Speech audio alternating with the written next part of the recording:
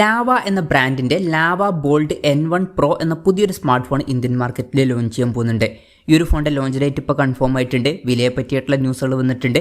പിന്നെ ഫീച്ചേഴ്സിനെ പറ്റിയിട്ടുള്ള കാര്യങ്ങളും ഇപ്പോൾ പറയാൻ കഴിഞ്ഞിട്ടുണ്ട്. അപ്പോൾ ഓൾമോസ്റ്റ് എല്ലാ കാര്യങ്ങളും കൺഫേം ആയി എന്നൊക്കെ തന്നെ പറയാവുന്നതാണ്.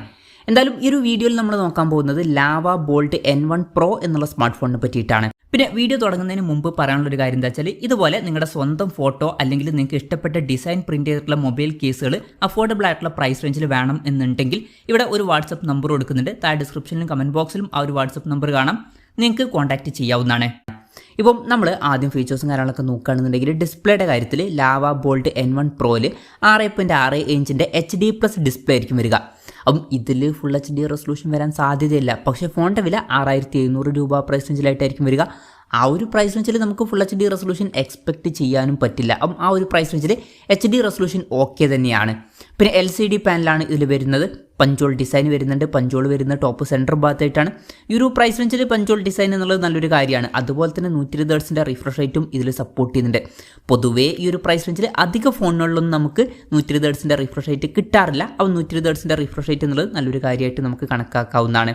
അപ്പോൾ ഡിസ്പ്ലേ ഫീച്ചേഴ്സ് മൊത്തത്തിൽ നോക്കുമ്പോൾ ഈ ഒരു പ്രൈസ് റേഞ്ച് വെച്ച് നോക്കുമ്പോൾ അത്യാവശ്യം നല്ല ഡിസ്പ്ലേ ഫീച്ചേഴ്സ് ഇതിൽ വരുന്നുണ്ട് എന്ന് പറയാവുന്നതാണ്. അപ്പോൾ 120 Hz റിഫ്രഷ് റേറ്റൊക്കെ ഈ ഒരു പ്രൈസ് റേഞ്ചിൽ നല്ലൊരു കാര്യം തന്നെയാണ്. പിന്നെ സൈഡ് മൗണ്ടഡ് ഫിംഗർ പ്രിൻറ്റ് സെൻസറാണ് ഇതിൽ കൊടുത്തിരിക്കുന്നത്. ഈ ഒരു ഫോണിൽ IP54 റേറ്റിംഗ് സപ്പോർട്ട് ചെയ്യുന്നതായിരിക്കും. ഇപ്പം ഈ ഒരു പ്രൈസ് റേഞ്ചിൽ ഏതെങ്കിലുമൊക്കെ ഒരു IP റേറ്റിംഗ് വരുന്നു എന്നുള്ളത് തന്നെ നല്ലൊരു കാര്യമാണ്. പിന്നെ ഈ ഫോണിൻ്റെ ടൈറ്റാനിയം ഗോൾഡ് അതുപോലെ തന്നെ സ്റ്റെൽത്ത് ബ്ലാക്ക് എന്നീ കളർ വേരിയൻസ് ആയിരിക്കും ഇന്ത്യൻ മാർക്കറ്റിലോട്ട് വരിക. ഇനി പ്രോസസ്സറിൻ്റെ കാര്യം പറയുകയാണെന്നുണ്ടെങ്കിൽ യൂണി SoC T606 എന്ന പ്രോസസ്സറുമായിട്ടായിരിക്കും ഈ ഒരു സ്മാർട്ട് ഫോൺ വരിക. ഈ ഒരു പ്രോസസ്സർ എന്ന് പറയുന്നത് യൂണി SoCയുടെ ബേസിക് ആയിട്ടുള്ള ഒരു പ്രോസസ്സറാണ്. ഈ ഒരു പ്രൈസ് റേഞ്ചിൽ ഇത് അത്യാവശ്യം തിരക്കുകളില്ലാത്തൊരു പ്രോസസ്സറൊക്കെ തന്നെയാണ്. അപ്പം ഈ ഒരു പ്രൈസ് റേഞ്ചിന് പറ്റിയിട്ടുള്ള ഒരു പ്രോസസ്സറൊക്കെ തന്നെയാണ് ഇതിൽ വരുന്നത്. പിന്നെ 5G സപ്പോർട്ടൊന്നുമില്ല. മാക്സിമം 4G സപ്പോർട്ടാണ് ഇതിൽ വരുന്നത്.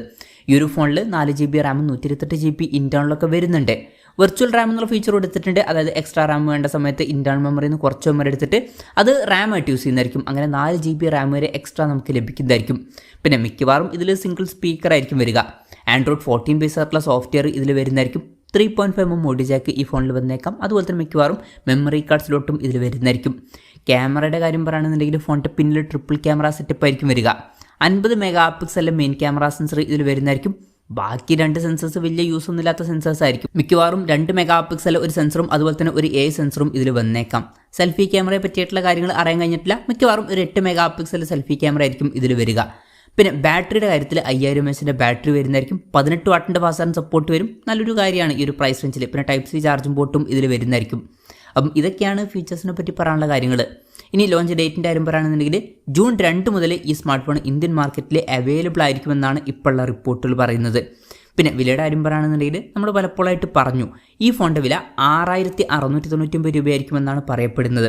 ഇപ്പോൾ ആ ഒരു പ്രൈസ് റേഞ്ചിലേക്കാണെന്നുണ്ടെങ്കിൽ ഇത് അത്യാവശ്യം തിരക്കേടില്ലാത്ത ഫീച്ചേഴ്സുമായിട്ട് വരുന്ന ഒരു ഫോൺ എന്നൊക്കെ പറയാവുന്നതാണ്. പഞ്ചോൾ ഡിസൈനും 120 Hz റിഫ്രഷ് റേറ്റൊക്കെ ഈ ഒരു പ്രൈസ് റേഞ്ചിൽ നല്ലൊരു കാര്യമായിരിക്കും. അതുപോലെ തന്നെ IP54 റേറ്റിംഗും നല്ലൊരു കാര്യമായിരിക്കും. ബാക്കി തിരക്കേടില്ലാത്ത ഫീച്ചേഴ്സും ആണ് ഇതിൽ വരുന്നത്.